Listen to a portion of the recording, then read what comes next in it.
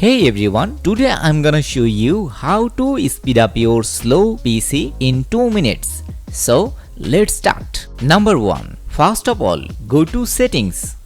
Then click on system option. Then scroll down here and click on about option. Then click on advanced system settings option. Now click here settings option.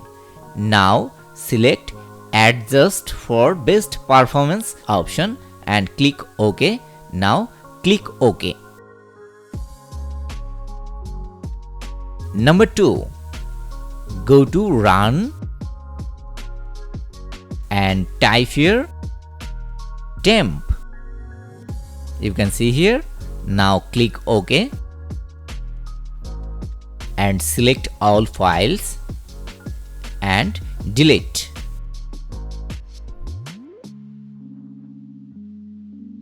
Number 3.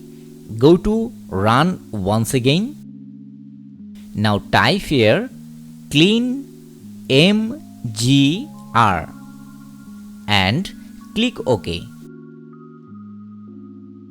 Select C drive and click OK. Now select all. You can see here total amount of disk space you gain. Now click OK, click delete files option.